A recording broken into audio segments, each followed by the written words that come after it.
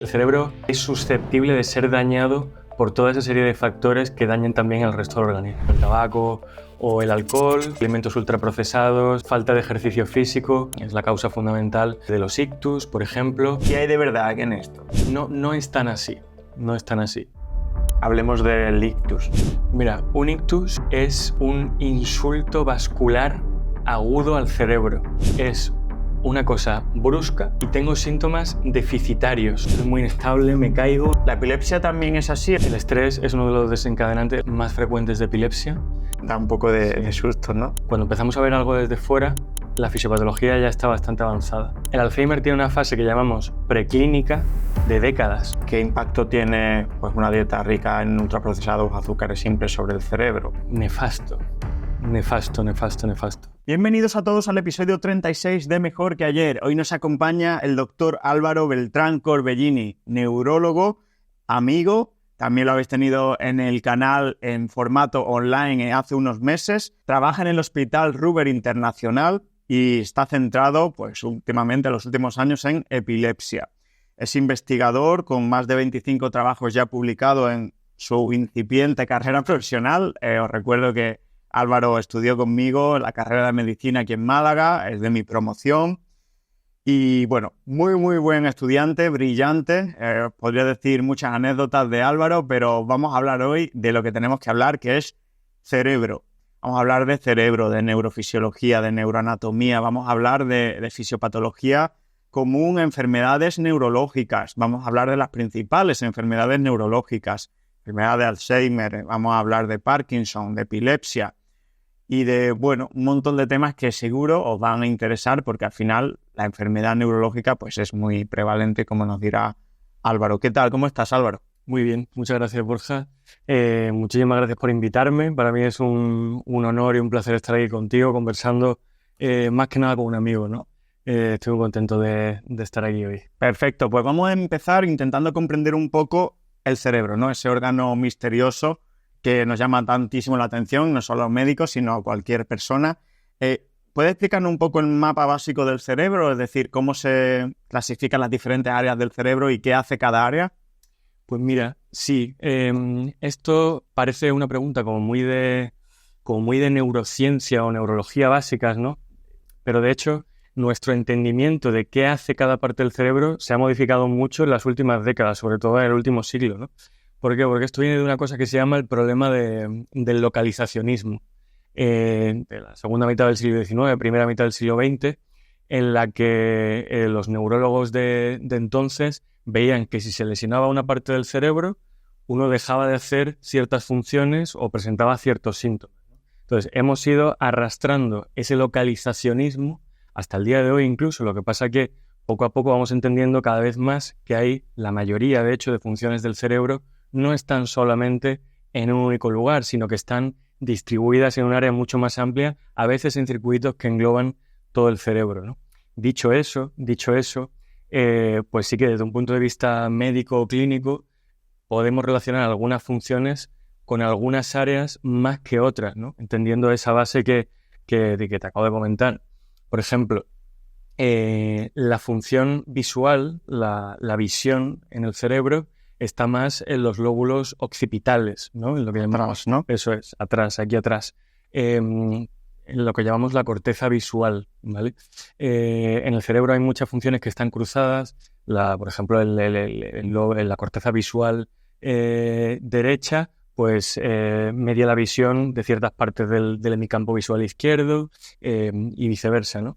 Y esto sirve para introducir que todas las cortezas están organizadas en niveles de complejidad, ¿no? Tenemos la corteza visual primaria, luego la corteza visual secundaria y las cortezas después visuales de asociación, en las que la visión se asocia con otros inputs sensoriales que recibimos en nuestro día a día, como puede ser la audición, sobre todo, o como puede ser la percepción en el espacio, ¿no? Y esto va avanzando hacia adelante desde la parte de atrás del cerebro, ¿no? Ya en la encrucijada temporal, que es la parte lateral del cerebro parietal, que es esta parte detrás de los lóbulos frontales, ¿no? Luego, por ejemplo, tenemos la corteza motora primaria, ¿no?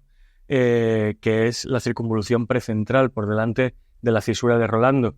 donde se medían los aspectos más básicos del movimiento del lado contrario del cuerpo. Esto ya está en el lóbulo frontal. Conforme vamos adentrándonos más hacia anterior en el lóbulo frontal, esas mediaciones del movimiento se van haciendo cada vez más complejas. Ya no solamente los movimientos básicos, como por ejemplo mover una muñeca hacia arriba y hacia abajo, sino pues patrones aprendidos con otro tipo de habilidades, la planificación del propio movimiento, ¿no? Si yo ahora quiero pensar en levantarme de aquí, abrir aquella puerta, toda esa planificación se me da en las partes anteriores del lóbulo frontal. Luego más zonas, ¿no? Estoy pasando por las zonas principales, pues, claro. ¿no?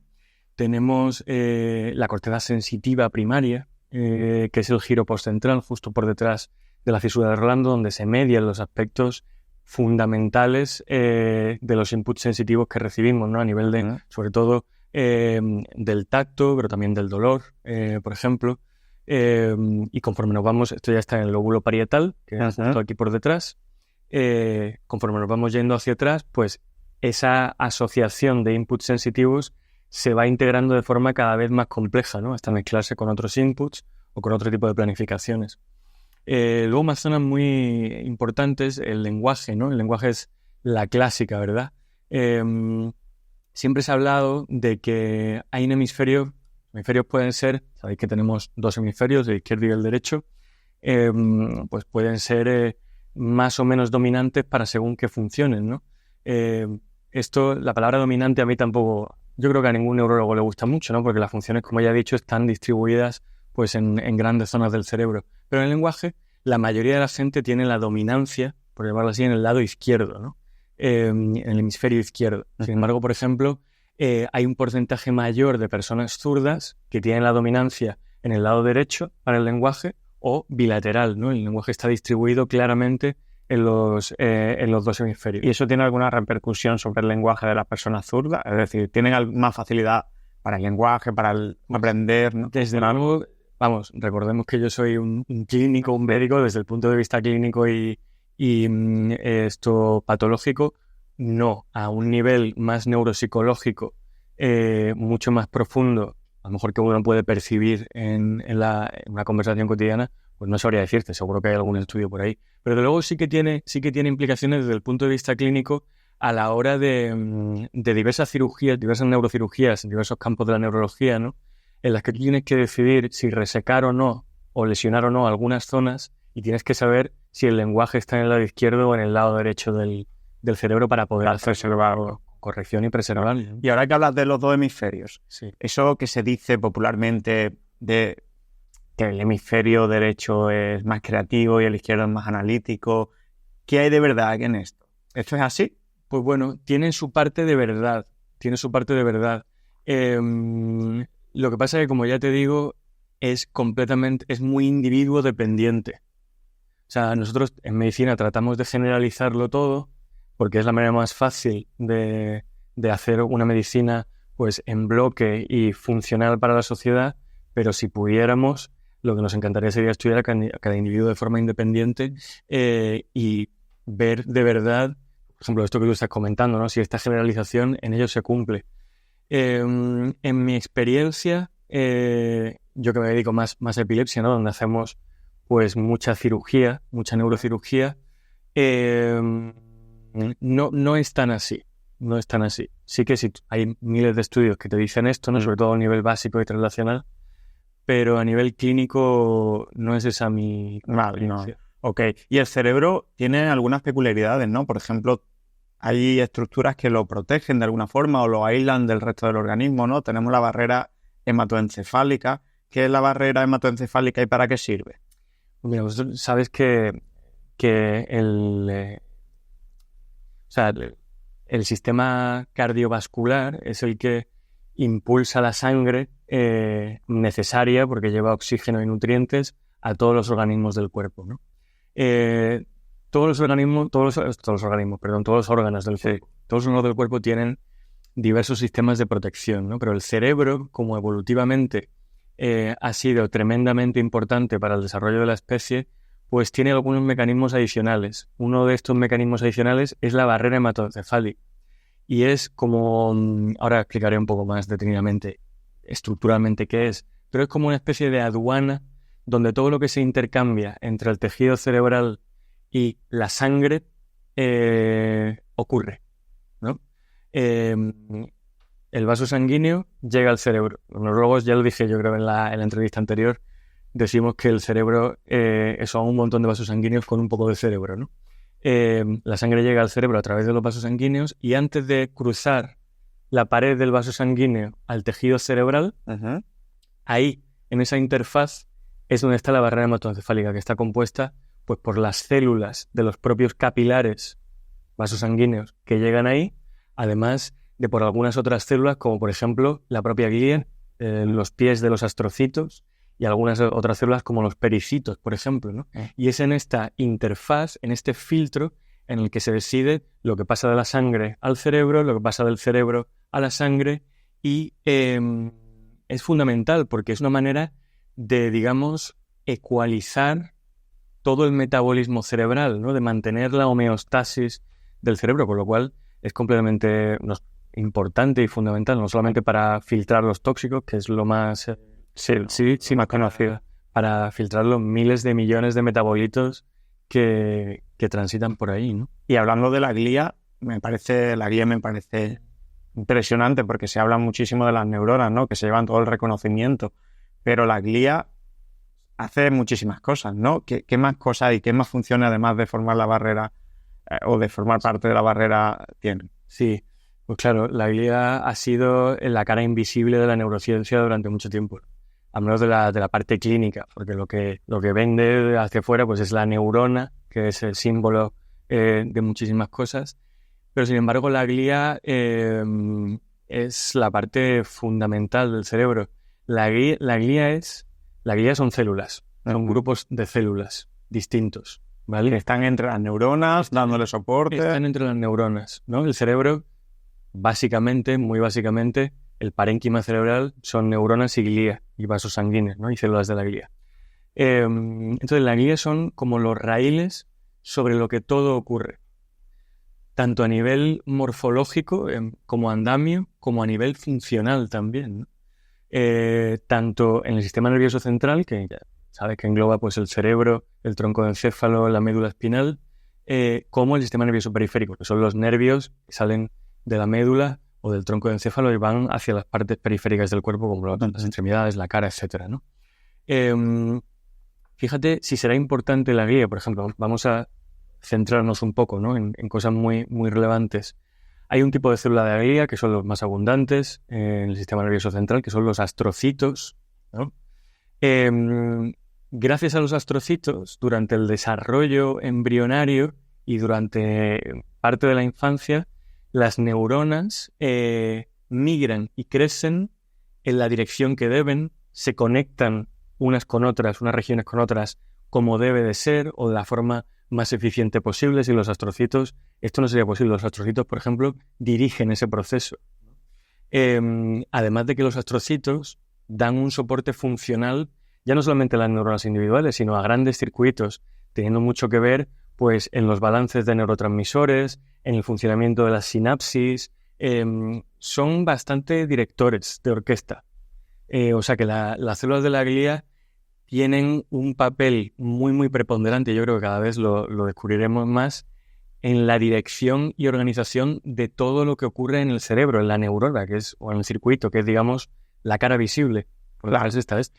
Claro, el ambiente neuronal viene conformado por lo que pasa en la glía, ¿no? Y probablemente la salud de las neuronas también vienen conformados por eso, ¿no? Absolutamente, absolutamente. Claro, y hablando de protección del cerebro, es uno de los, bueno, es el único órgano, creo, ¿no? Que está envuelto por huesos, ¿no? Por el cráneo, en este caso, ¿no? Entonces, bueno, podríamos hablar de la médula ósea, los huesos, ¿no? Pero sí, es muy evidente, ¿no? En el caso del cerebro.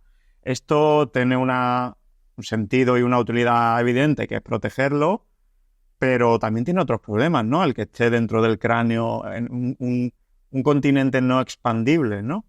Un contenedor, mejor dicho, no expandible. ¿Qué problemas puede tener eso? Si la evolución a lo largo de millones de años en vertebrados ha mantenido el sistema nervioso central, particularmente el cerebro, envuelto en hueso, probablemente quiera decir que a nivel evolutivo y a nivel de recursos, el beneficio de eso es mayor que el riesgo de estar perdiéndote algo. ¿Vale? Claro. O sea que... Pero, por ejemplo, si aparece una masa en el cerebro, claro, no hay espacio, ¿no? Dentro del cráneo. Claro, no hay espacio dentro del cráneo. Si aparece una masa dentro del cerebro, no hay espacio dentro del cráneo y se produciría probablemente un síndrome de hipertensión intracraneal que complicaría mucho lo que ya te está produciendo la masa, te daría otro tipo de síntomas y empeoraría bastante el pronóstico, ¿no?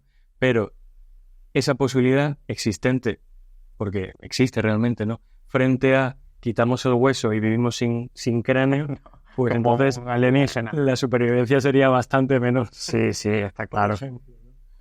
Claro. Y bueno, esas son un poco las peculiaridades. Hay muchísimas más del cerebro, pero el cerebro también tiene factores comunes pues, a todo el resto de órganos, ¿no? No está aislado como tal, o está aislado, pero está también conectado, ¿no? Al resto del cuerpo. ¿Qué factores pueden hacer prosperar o pueden dañar al cerebro, que también pueden dañar al corazón, que también pueden dañar a los riñones? Pues sí, claro, esto ya lo comentamos, yo creo, en la vez anterior que estuvimos hablando, ¿no? El cerebro siempre ha sido como el cerebro, ¿no? Algo muy especial ahí en la cabeza, que parece que es diferente a todo el resto de cosas, pero no es tan así. El cerebro no está aislado o tan aislado como creíamos del resto del cuerpo, así que todo lo que afecte al resto de órganos probablemente también puede afectar al cerebro, ¿no? Y esto es muy patente sobre todo con dos cosas. Con los factores de riesgo vasculares, ¿no? Y con la inflamación. Los factores de riesgo vasculares, pues todo lo que sabemos, que ya seguramente en tu canal pues lo habéis hablado hasta la saciedad, ¿no? Tóxicos como el tabaco o el alcohol,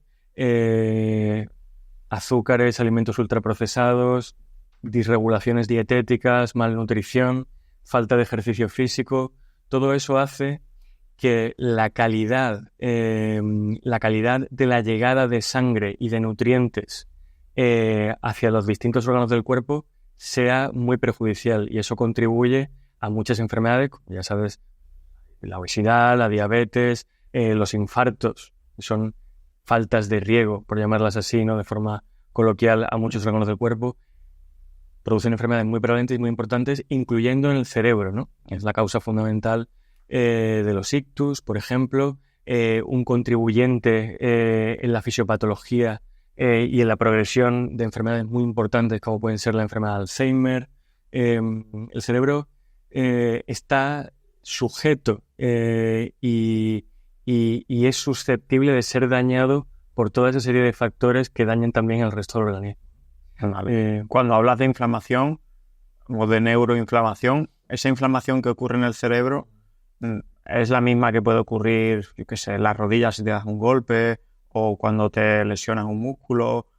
¿Por qué es mala esa neuroinflamación? Es parecida, ¿no? Es un concepto parecido. O sea, la inflamación es un proceso fisiológico del organismo que sirve para reparar tejidos dañados y para prevenir que agentes externos continúen dañando el tejido en cuestión, ¿no?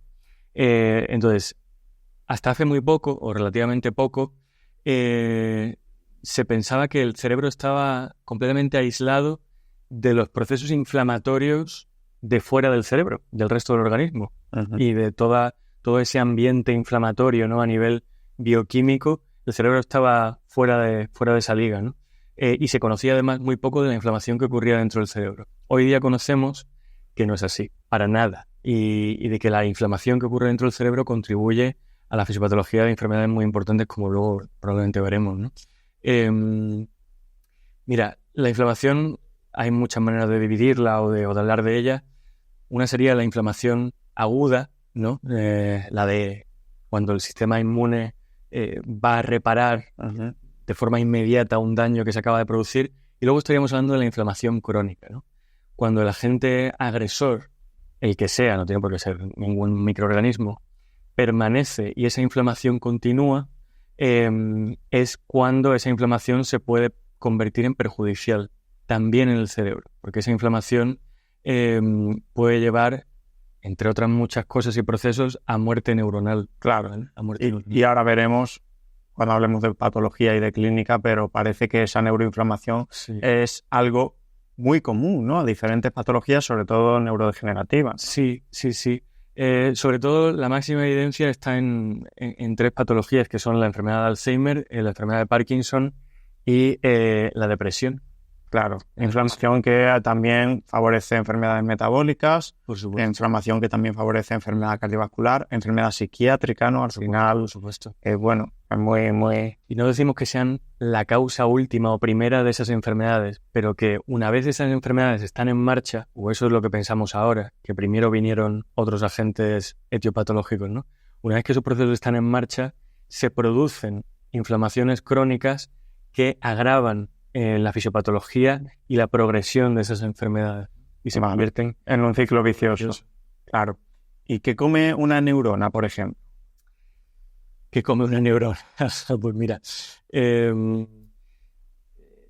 muy curioso. El metabolismo energético del cerebro es muy curioso.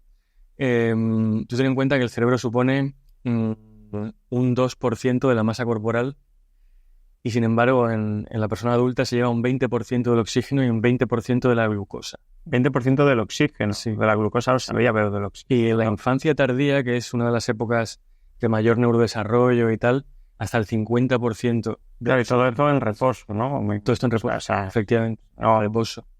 Entonces, la neurona se alimenta fundamentalmente de glucosa, ¿vale? De glucosa. Y hasta hace muy poco pensábamos, la neurona, el cerebro se alimenta fundamentalmente de glucosa. Porque también la glía. Claro, hasta hace muy poco pensábamos que la manera principal que tiene el cerebro, las neuronas, en este caso, de adquirir esa glucosa era a través de la glía.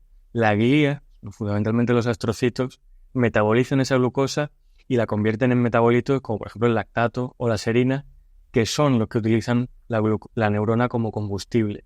O sea, la neurona también come lactato. Claro, eso es. O sea, cuando decimos que el cerebro se alimenta de glucosa, hasta hace muy poco pensábamos que era a través de esa manera. No es que la glucosa entrara directamente en la neurona y la neurona metabolizara per se esa glucosa, sino que la neurona lo que se alimenta es del lactato y de otros nutrientes que ya ha metabolizado el astrocito a partir de la glucosa, ¿no? Pero ahora sabemos que eso ya no es tan así. Esto viene a colación. Nosotros teníamos un profesor en la facultad al que yo, aprecio mucho, que decía que, por ejemplo, en genética, casi cualquier cosa que te imaginaras en tu cabeza, al final tú la estudiabas y podía ocurrir, ¿no? En neurociencia vamos camino de esa aseveración también, ¿no? Y ahora sabemos que la neurona adquiere glucosa a través de los receptores GLUT y hace un metabolismo glicolítico dentro de la propia neurona, ¿no? ¿Qué porcentaje de eso frente a lo que ya conocíamos de antes es la realidad? Pues todavía no sabemos, ¿no? Y luego la glucosa, el cerebro, en condiciones de necesidad, de falta de glucosa, pues se alimenta fundamentalmente de cuerpos cetónicos, ¿no? Que salen del metabolismo de los ácidos grasos. Ya sabéis, son un combustible presente de forma fisiológica en cualquier estado, pero que adquieren una subida de porcentaje muy importante en condiciones de falta de glucosa.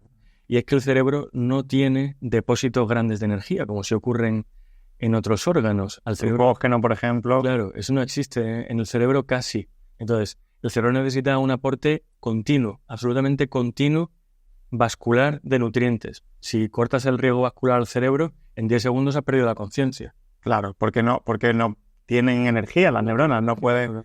Y bueno, dos cosas que no se me olviden. Claro, la gente puede preguntar, oye, ¿y por qué no se alimenta de ácidos grasos el cerebro, no? Y ahí entra también la barrera hematoencefálica, ¿no? Es decir, que la mayoría de ácidos grasos son moléculas muy grandes, no es como una glucosa chiquitita, son muy largas porque tienen muchos carbonos y no pasan bien por la barrera hematoencefálica. Sin embargo, los cuerpos cetónicos son más pequeños y sí pasan bien. Y después iba a la creatina y a la fosfocreatina, el sistema fosfágeno de alta energía, que también aportan o pueden aportar, lo que pasa es que en menor cantidad, ¿no? Energía a las neuronas. Claro. Muy, muy interesante. Hay otra pregunta también que es fascinante. ¿Podemos formar nuevas neuronas? Pues sí, podemos formar nuevas neuronas. Esa es la respuesta corta. la mayoría de los estudios importantes desde hace mucho tiempo te dicen que sí, formar nuevas neuronas en adulto, entendemos. Claro, el niño evidente, ¿no? ¿Vale? Hay algún estudio importante también frente a un mar de estudios que te dicen que sí, alguno que te dice que no está tan claro o que no, ¿no? Pero el consenso generalizado es que sí, ¿no? Y esto, primero es muy importante entender el concepto, ¿no? Porque en el conjunto del organismo, cuando hablamos del resto de órganos y tal, estamos muy acostumbrados a que sea habitual el recambio celular, ¿no? Células van muriendo y se van recambiando. En la piel, por ejemplo. Y en otros órganos, ¿no? Pero en el cerebro esto no ocurre así tanto. O sea, las neuronas que tenemos son las que son y tenemos principalmente un sitio seguro en el que se producen nuevas neuronas en la época a partir de la infancia tardía en el adulto, y un sitio que no está tan claro, ¿no? Y se producen pocas y a ritmos que hay que estudiar muy bien. Esto es muy diferente a lo que ocurre en el resto del organismo. O sea que virtualmente las neuronas que tenemos son las que son. O sea que en cualquier caso, aunque se produzcan, aunque se generan nuevas, claro, se generan pocas claro, el concepto es muy diferente a la cantidad de nuevas células que se genera en el resto, ¿no? Estos lugares, pues es uno que es el giro dentado del hipocampo. El hipocampo es una estructura archiestudiada en neurociencia, y forma parte de muchísimas cosas, fundamentalmente de circuitos que median el aprendizaje y la memoria, ¿no? Entonces, que el cerebro adulto sea capaz, por supuesto, mediada por la glía, de una neurogénesis, que es como la llamamos, ¿no? En estos lugares donde el adulto nos hablan mucho de los procesos de aprendizaje y de memoria en la fisiología, ¿no? De cómo eso se va produciendo o se va desgastando conforme vamos cumpliendo años, ¿no? Y luego otro lugar donde podemos formar neuronas es en la zona, tiene muchos nombres, en la zona subventricular, o la región que está, digamos, pegada a los ventrículos laterales del cerebro. Son como cavidades llenas de líquido. Los ventrículos son cavidades llenas de líquido, que hay varios, están en la profundidad cerebral. Y es que desde esa zona en la embriogénesis, es desde donde se forman las crestas neurales, la matriz germinal que llamamos, desde donde se forman y migran las neuronas hacia la corteza cerebral, que está más superficial, en un orden pues perfectamente orquestado por la glía y otros lugares. ¿Y esa neurogénesis tiene que ver con la neuroplasticidad? Explica un poco qué significa el concepto de neuroplasticidad y hasta dónde llega, es decir, ¿para qué nos sirve? Claro, pues mira, la neuroplasticidad es, la definición académica exacta no la sé, pero viene a comentarnos que el cerebro es capaz de reorganizar su circuitería para modificar funciones ya existentes o recuperar funciones perdidas, en función de lo que absorbemos desde dentro y desde fuera en nuestro ambiente. En función del ambiente, el cerebro puede modificar cómo está cableado para ayudarnos a hacer respuesta al ambiente, básicamente, ¿no? ¿Y algún ejemplo de porque me imagino que esto realmente lo veis en la práctica clínica? La neuroplasticidad, por ejemplo, es recuperarte de una secuela, ¿no? ¿Y algún ejemplo de neuroplasticidad en tu práctica clínica que te haya quedado para siempre grabado? Sí, pues varios, ¿no? En epilepsia, que es la parte de la neurología a la que yo me dedico más, esto lo vemos con cierta frecuencia, y además no solo como una impresión clínica en la entrevista, sino avalado por un montón de pruebas, ¿no? Yo recuerdo, así a priori, un niño que tuvimos, ¿no? Voy a introducir un poco el tema, ¿no? Antes de explicar el caso en sí. Digamos así que la región, el giro motor primario, lo que hablábamos antes, ¿no? De la corteza motora primaria, controla, digamos, el movimiento si está el giromotor primario izquierdo, el movimiento del lado derecho del cuerpo y viceversa, ¿no? El giromotor primario derecho, el movimiento del lado izquierdo del cuerpo. Y eso lo hace, pues a través, entre otras cosas, de una cosa que se llama la vía piramidal, que es como un cable enorme que sale de cada uno de los giromotores y baja por el cerebro, por el tronco del encéfalo, por la médula hasta la médula, hasta acabar en los nervios periféricos, ¿vale? Y controlar el movimiento de ese lado, ¿no? Entonces, en un cerebro, digamos así, sin ningún problema, más o menos esas vías piramidales están equilibradas, Ajá. ¿no? Están equilibradas en número de fibras, ¿no? Digámoslo así. Pues yo recuerdo el caso de un niño que tuvo un infarto perinatal, niño pequeño, muy pequeño, ocupando la mayor parte de uno de los hemisferios cerebrales, ¿no? Una isquemia, una falta de riego a la mayor parte de un hemisferio, ¿no? Y al tiempo, cuando tú le hacías una prueba que se llama tractografía, que es pues, una prueba basada en la resonancia magnética craneal, donde puedes ver pues, muchos tractos del cerebro, muchos cables gordos del cerebro, ¿no? Entre ellos la vía piramidal, también llamamos vía corticoespinal, veías cómo la vía piramidal, la única vía piramidal que tenía, estaba asumiendo el control de los dos lados del cuerpo. Claro. ¿No? Es uno de los casos que recuerdo, ¿no? Y además lo veíamos, pues El niño podía mover ambos lados del cuerpo, claro. pero solo gracias a Eso es, la vía piramidal de un lado. de un lado, eso es. Y la otra estaba anulada. La otra no existía. Estaba toda infartada, ¿no? Claro, Claro. qué fuerte, qué interesante. Luego recuerdo otro caso, otra persona que veía yo, ¿no? Otro niño pequeñito, que no recuerdo si con 2 o 3 años, también presentó una lesión en la zona cercana al área de Broca, a la antigua y archiconocida área Era la del lenguaje. que es la zona expresiva del lenguaje en el hemisferio izquierdo, digámoslo así, en el lóbulo frontal, la parte inferior del lóbulo frontal izquierdo, ¿no? Hizo una epilepsia muy severa, ¿no? Fastidiando de forma muy importante a nivel eléctrico esa epilepsia la función del lóbulo frontal izquierdo, ¿no? Entonces, al destruir esa lesión y mejorar la epilepsia, tanto con la cirugía como con los fármacos, el niño que no hablaba, a causa de esa lesión en esa zona, pues a los meses y a los años comenzó a hablar, ¿no? Comenzó a hablar, pues a un nivel menor que el que se esperaría para un niño de su edad, ¿no? Pero imagínate la importancia capital de que el niño hable tanto para él como para el resto de su vida, ¿no? Aunque sea con frases sencillas o con palabras.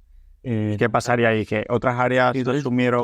Tú ahí pues supones a nivel clínico lo que está pasando, pero luego, otra vez, ¿no? Hacemos una resonancia magnética funcional, que es una resonancia magnética especial, que basándose también en parámetros metabólicos, podemos decir así, ve dónde está localizado el lenguaje en el cerebro, ¿no? Y el niño había localizado todo su lenguaje en el hemisferio derecho, o la mayor parte de su lenguaje en el hemisferio derecho, preservando algunas zonas perilesionales alrededor de la lesión en el hemisferio izquierdo, ¿no? Qué interesante. ¿Hay una correlación, digamos, neuroanatómica de nuestra personalidad? Es decir, imagínate, una persona muy ansiosa. ¿Ese gran estado de ansiedad tiene alguna correlación física en el cerebro? ¿El cerebro de una persona ansiosa es diferente al de una persona calmada? La respuesta corta es sí. Muy claro. Y además es un círculo, ¿no? Tú naces, digámoslo así, ¿no? En base a la genética y el ambiente, naces con un cableado que te predispone a ciertos tipos de personalidad, ¿no? Y luego esa personalidad va esculpiendo y modelando a su vez, de forma retroactiva, el cableado que tú ya tenías. Entonces, claro, pues hay ríos de tinta escritos sobre esto. En concreto, por ejemplo, de la ansiedad, pues nosotros sabemos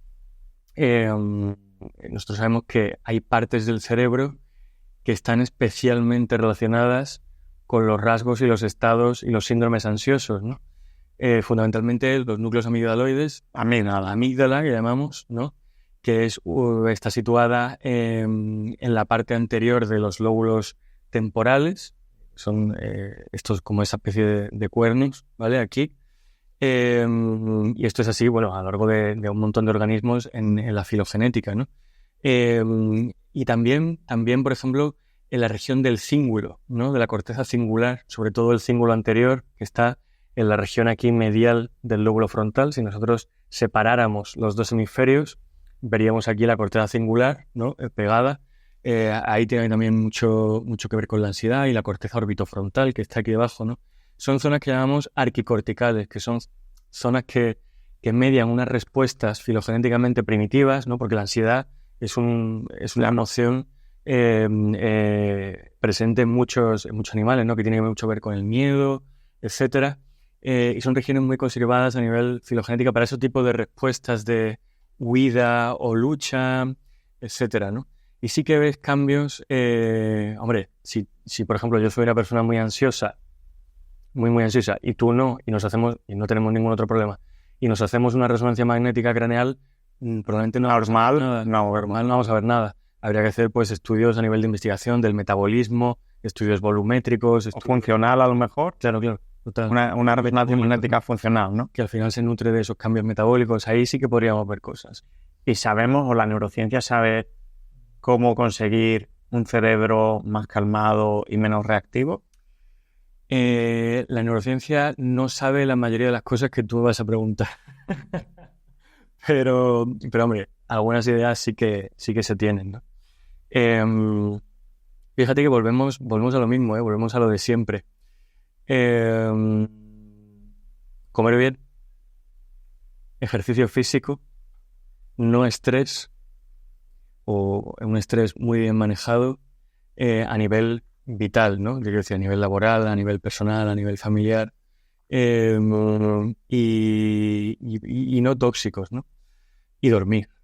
¿Y la meditación tiene algún impacto en esa reactividad? Sí. Es decir, sí. ¿podemos entrenar de alguna forma al cerebro a que sea menos reactivo a eventos? Sí, totalmente, porque el cerebro es plástico, como acabamos de comentar, ¿no? Entonces, la meditación es una práctica que sobre toda esta otra base que hemos comentado, que es sin duda lo más importante, cada vez, bueno, la meditación la conocemos, tú sabes perfectamente, ¿no? Desde hace 3.000 o 4.000 años, si no más.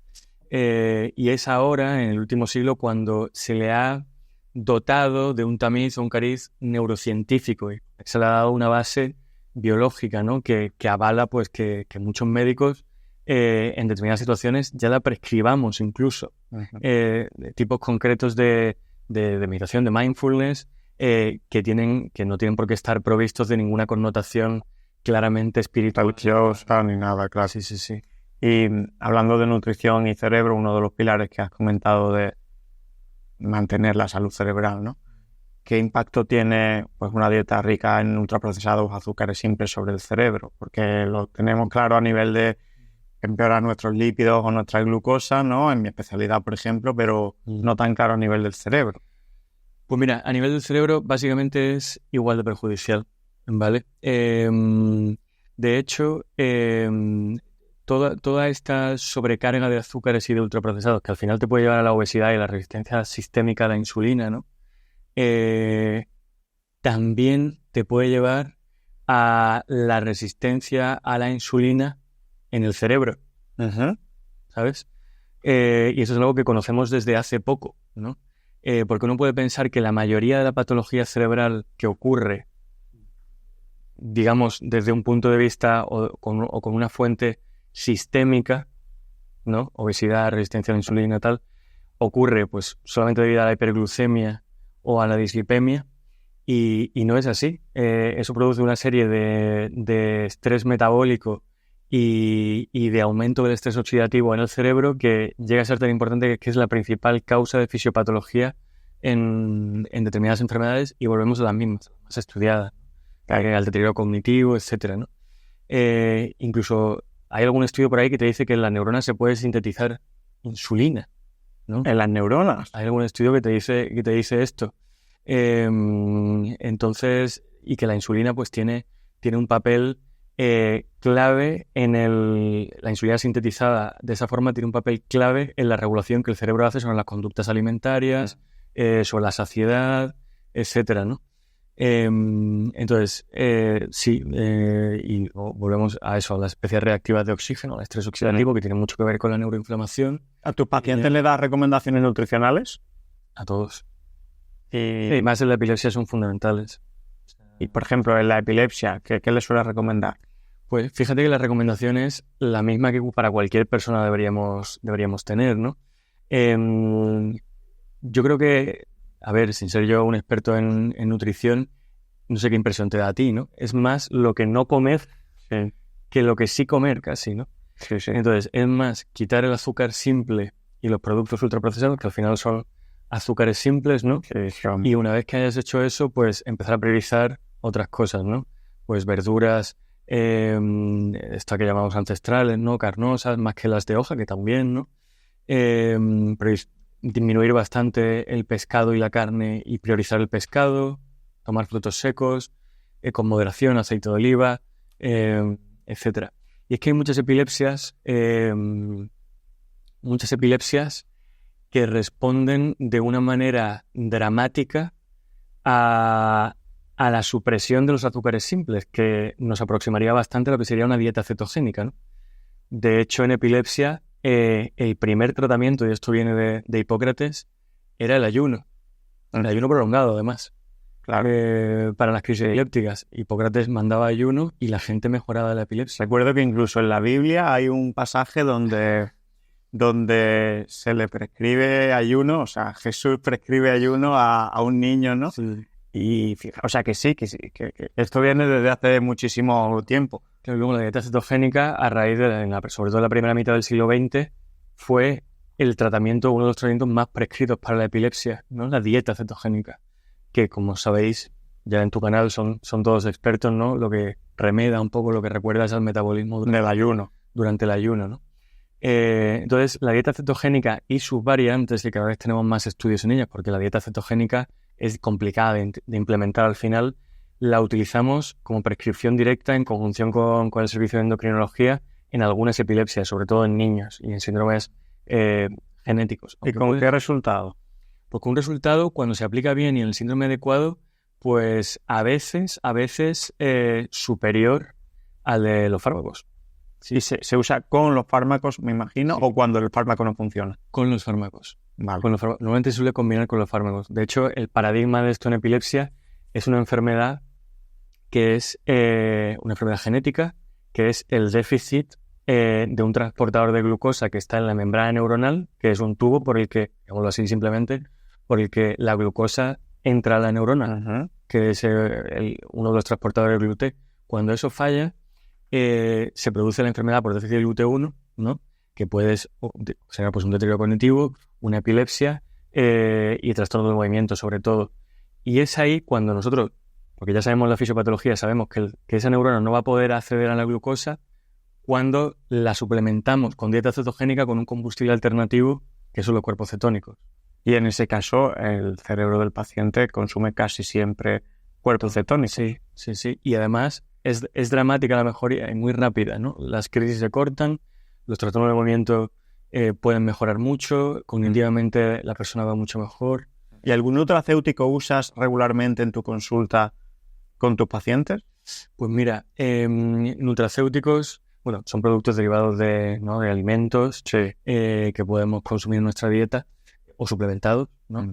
Y que pensamos o hemos estudiado que pueden tener propiedades beneficiosas o potenciadoras de la fisiología cerebral, ¿no? Incluso preventivas de algunas enfermedades. Como te puedes imaginar, hay 300 millones. ¿No?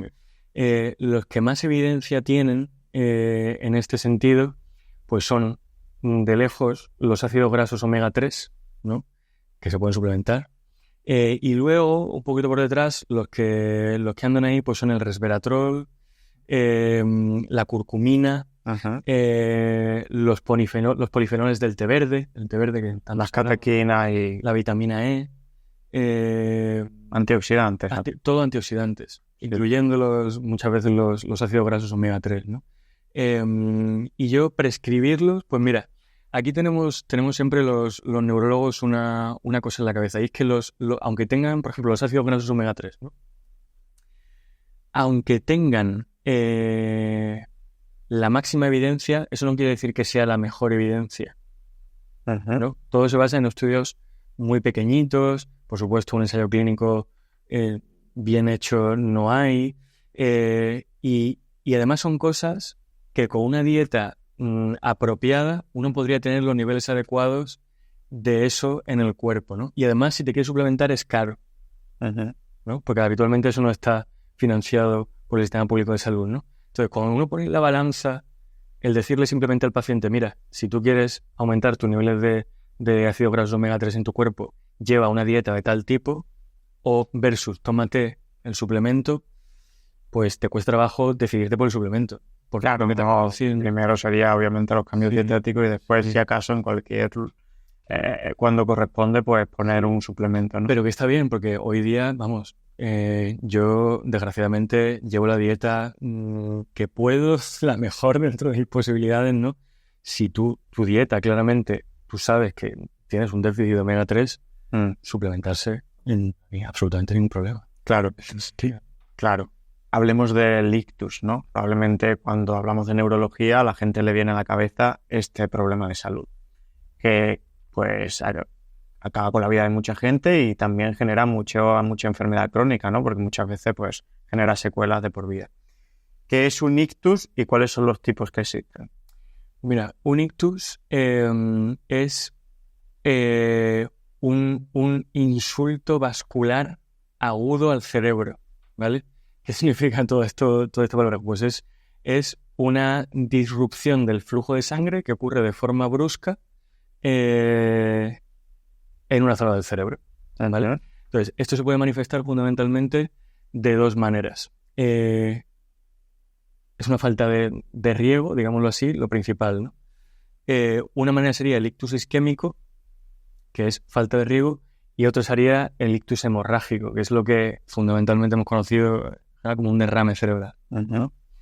Una extravasación de sangre desde el vaso sanguíneo al resto del cerebro. Entonces, lo más frecuente es el ictus isquémico, ¿no? Lo que sería un cese del flujo sanguíneo a través de un vaso sanguíneo a una parte del cerebro. Claro, que es lo mismo que puede ocurrir en el corazón por un infarto, ¿no? Efectivamente, en el corazón se llama infarto de miocardio, en el riñón se llama infarto renal y en el cerebro, como los neurólogos somos muy especiales, se llama ictus. Y ahí, claro, has explicado dos, ¿no? El hemorrágico y el isquémico. ¿Los factores de riesgo que has comentado antes, cardiovasculares, incrementan el riesgo de los dos? ¿O puedes hacer porque tengas un ictus isquémico si cumples determinados requisitos? No sé si me entiendes. No, pues a ver, los factores de riesgo son más o menos parecidos, ¿no? ¿Por qué? Porque, mira, el ictus isquémico, la falta de riego a una zona del cerebro,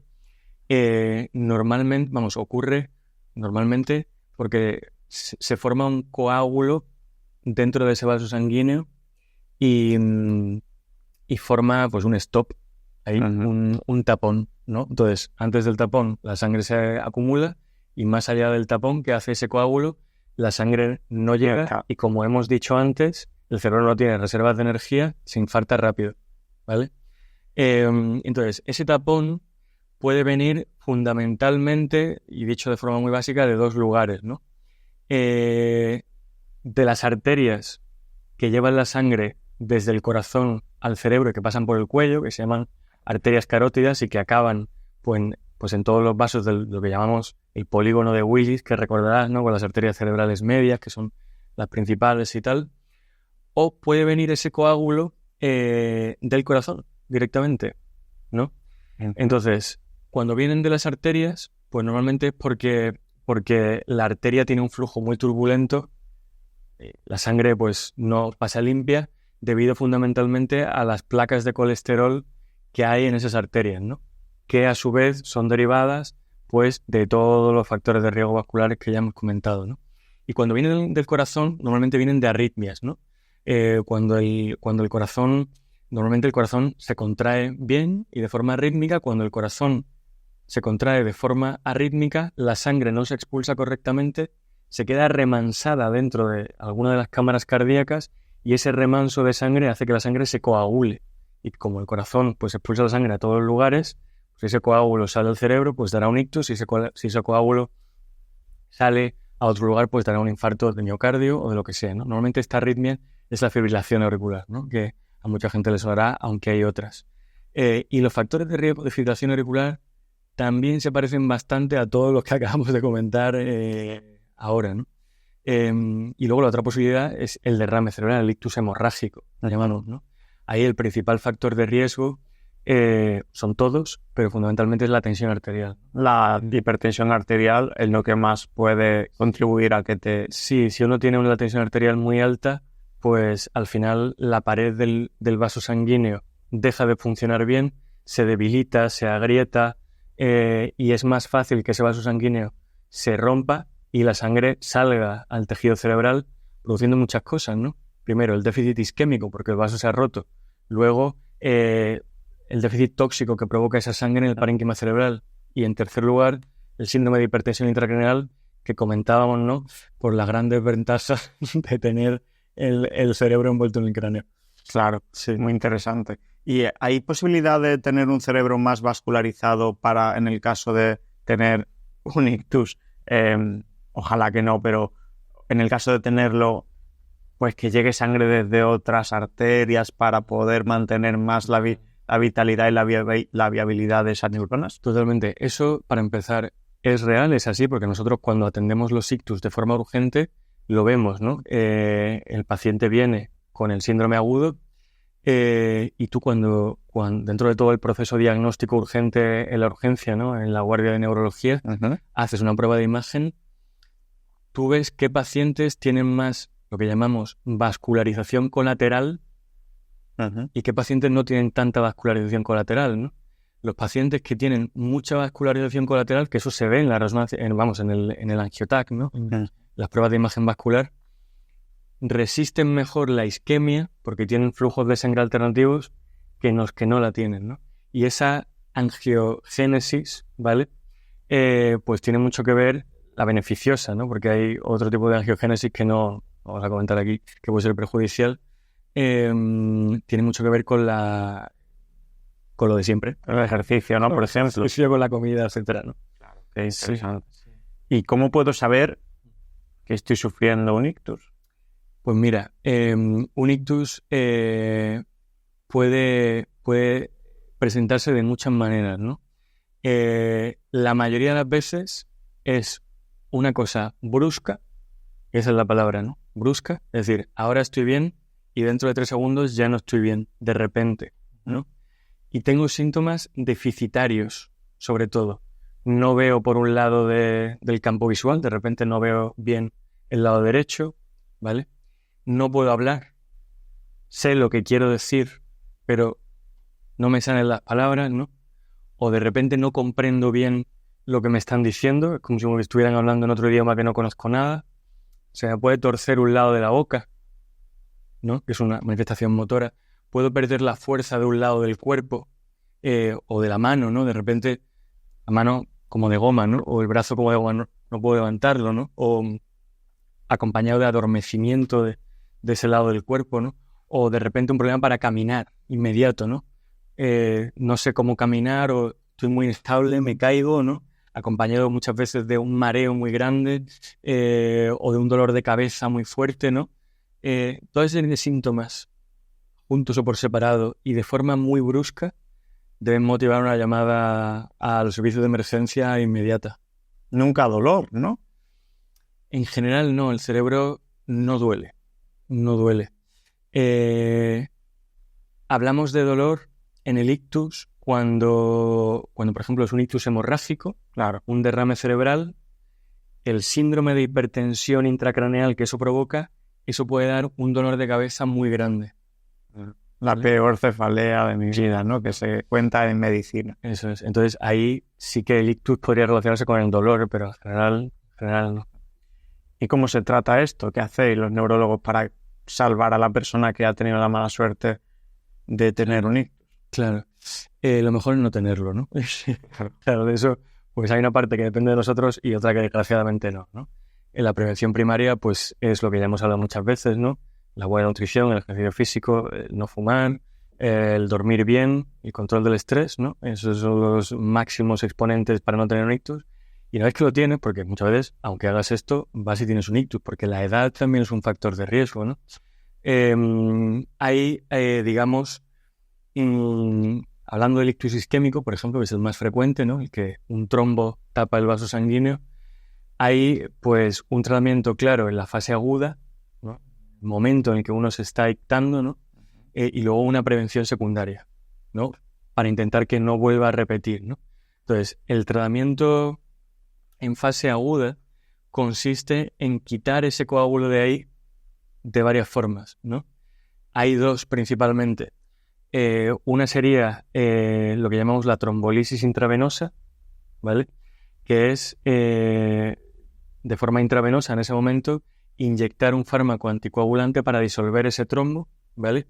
Y otra forma sería directamente a través de un cateterismo con un cable entrando a través de una arteria, la arteria femoral o la arteria radial, llegar hasta, ¿sabes qué? Pasando por todo el árbol vascular, llegar hasta ese vaso cerebral y extraer el coágulo a través del cateterismo, ¿no? Esto es lo que se llama la trombectomía mecánica.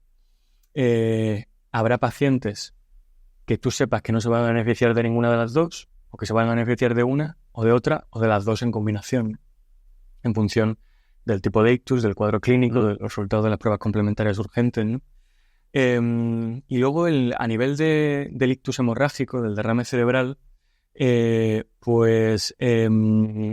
sea, el principal manejo es la tensión arterial, evitar que ese derrame siga creciendo, ¿no? Ya sea manejando muy bien la tensión arterial o manejando los fármacos que ya llevaba el paciente de antes, porque a veces pueden contribuir a ese derrame, y a veces se indica una cirugía.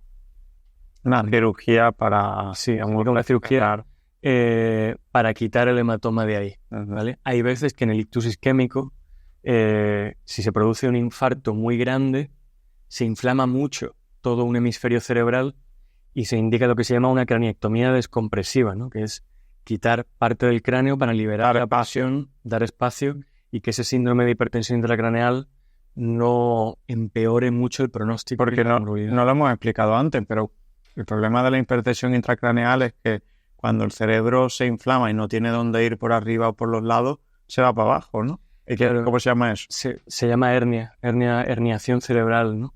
Herniación transtentorial, herniación oncal. Lo que tiene ese peligro, pues es que son muchos, ¿vale? Pero uno de los principales es que en medio de todo eso, en medio de donde el cerebro se está herniando, que simplemente es que el cerebro está entrando por un hueco que no le corresponde por la presión, pues el cerebro va a ir a presionar estructuras del tronco del encéfalo y del diencéfalo, que son estructuras fundamentales para el control de la conciencia, del ritmo cardíaco y del ritmo respiratorio.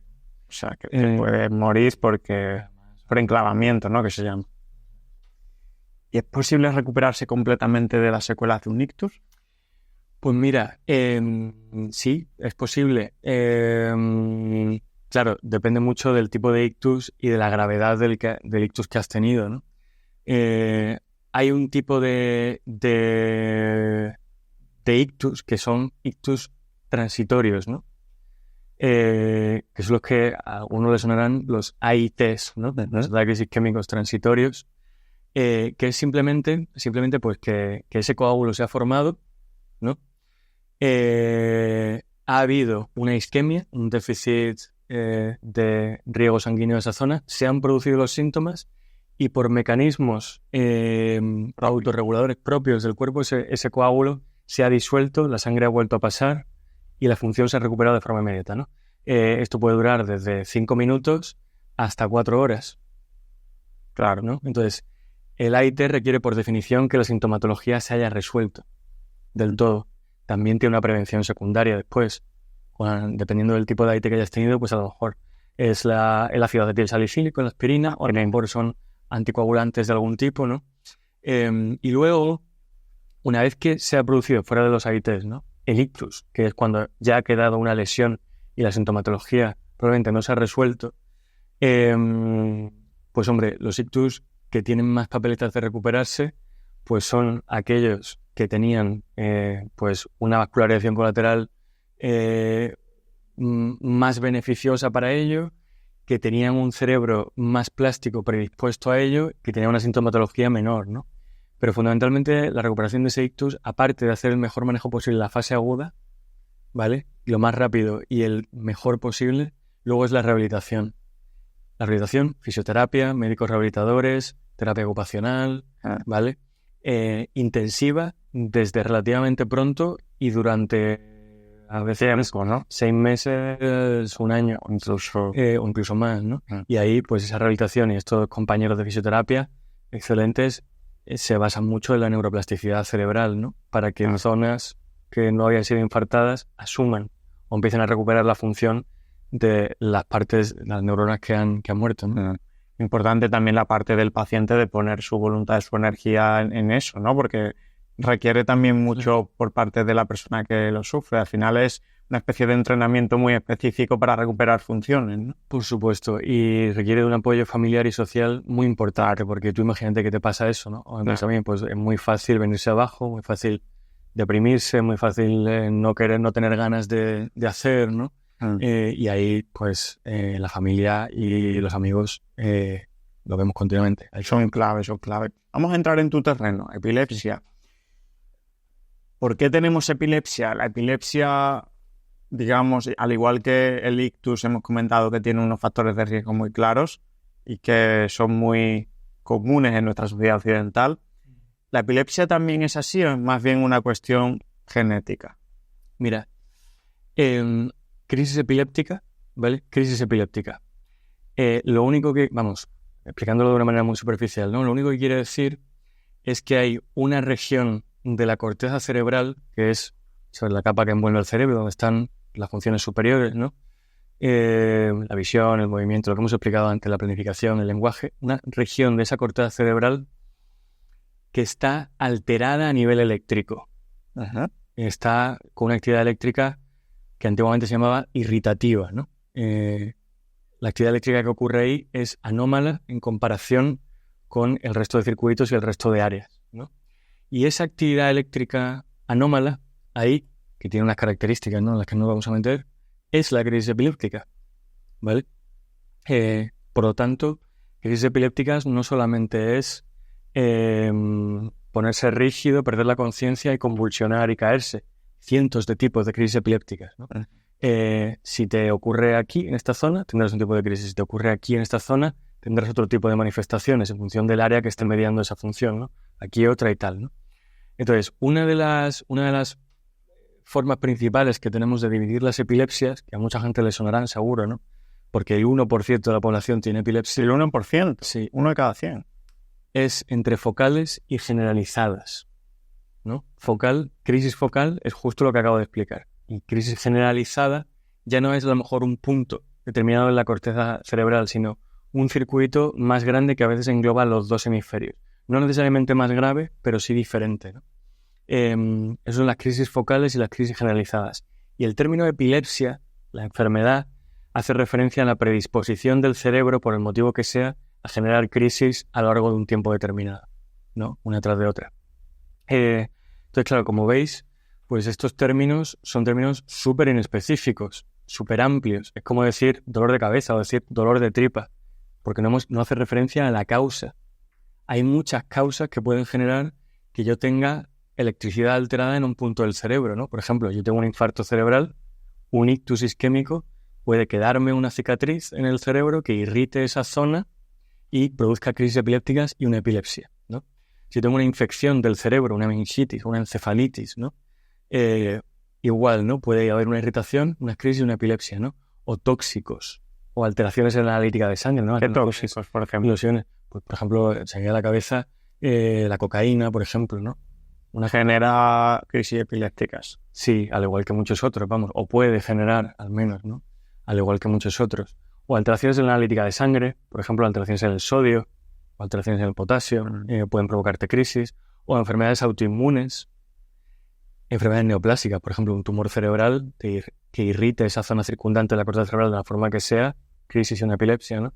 enfermedades degenerativas, neurodegenerativas, como el propio Alzheimer por la disrupción estructural y metabólica de esa zona, ¿no?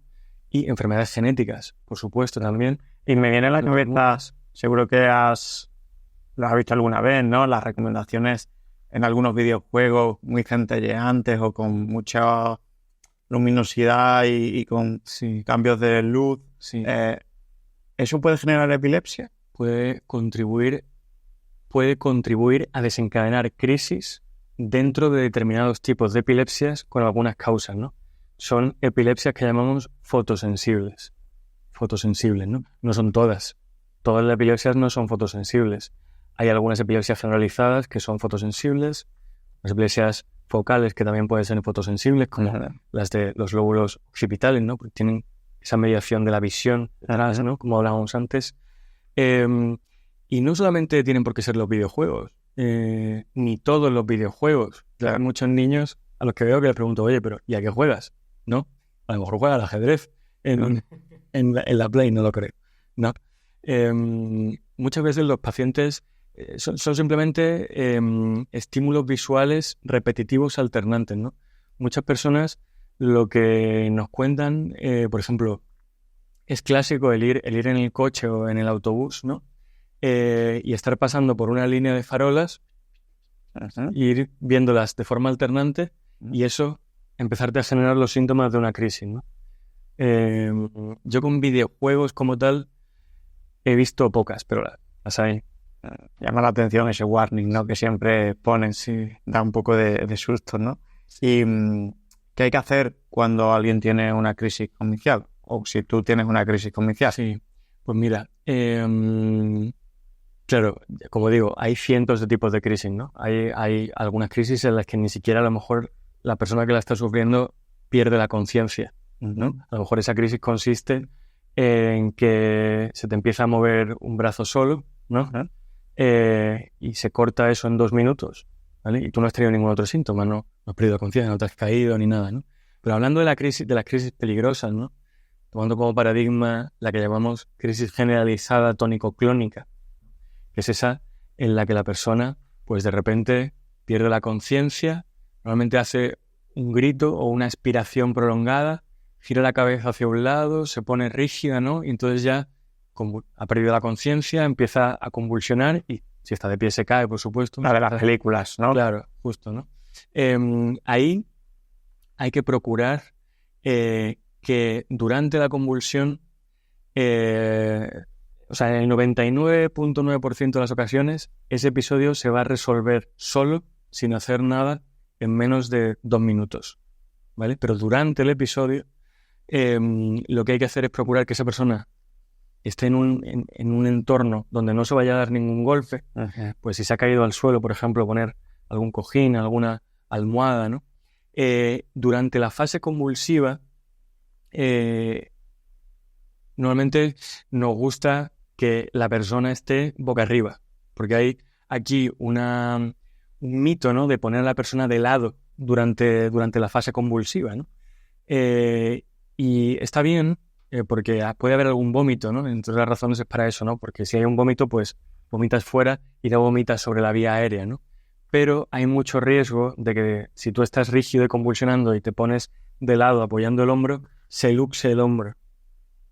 Se luxe el hombro y una luxación del hombro, aparte de darte muchísimos problemas, es extremadamente dolorosa, ¿no? Y una vez que la convulsión y la rigidez han cesado, pues entonces ya sí pasamos de boca arriba a la posición de defensa, pues de seguridad, porque la mayoría de los vómitos ocurren ahí, ¿no? Pues post-ictal que llamamos muchas veces, ¿no? Y por supuesto, una vez hemos hecho esta atención inicial, hay que llamar a los servicios de emergencia. Siempre para ver qué ha ocurrido. De una primera crisis de este tipo, seguro. Claro, seguro. Claro.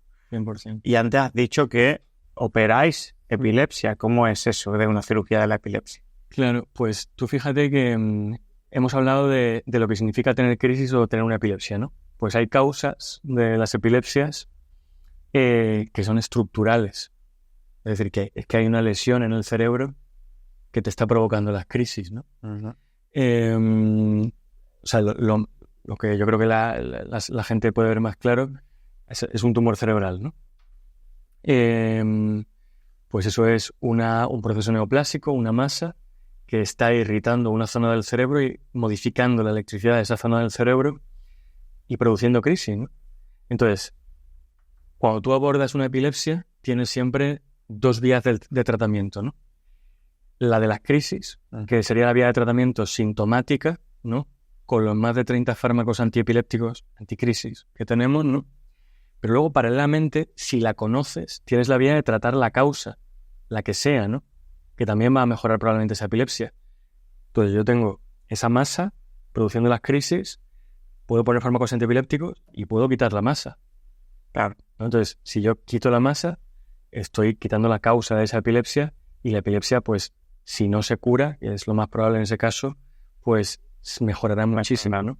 Y luego, derivado de eso, pues hay muchos tipos de cirugías de epilepsia para lesiones mucho más sutiles, ¿no? Cirugías incluso que no van dirigidas a la causa, sino que son cirugías que llamamos paliativas, ¿no? Para disminuir la gravedad de las crisis de algunas epilepsias cuya causa no conocemos o no podemos tratar directamente, ¿no? A nivel de esas cirugías paliativas, pues se pueden hacer varias, ¿no? Está o procedimientos paliativos, la estimulación del nervio vago, ¿no? Aquí con un generador subcutáneo, con un cable que va al nervio vago y modifica por conducción antidrómica hacia el cerebro la electricidad cerebral y ortodrómica de otra forma. Luego tenemos la callosotomía, que llamamos, que es la resección parcial del cuerpo calloso. Que es lo que es la autopista que conecta los 2 hemisferios. Los 2 hemisferios, efectivamente, ¿no? Tenemos también la estimulación cerebral profunda, que es llegar a través de electrodos hacia los núcleos diencefálicos, sobre todo del tálamo, ¿no? Algunos de ellos, para, a través de esos núcleos, que son como grandes marcapasos que median el funcionamiento de la corteza cerebral, modificar el funcionamiento de toda la corteza y hacer que las crisis mejoren, ¿no? Tenemos varias técnicas de este... En cuanto a prevención, obviamente has dicho que hay algunas drogas duras que favorecen la epilepsia. ¿Alguien que ya tiene epilepsia, por ejemplo, la cafeína y otros excitantes? Pues mira, depende mucho del tipo de epilepsia y de la persona en concreto.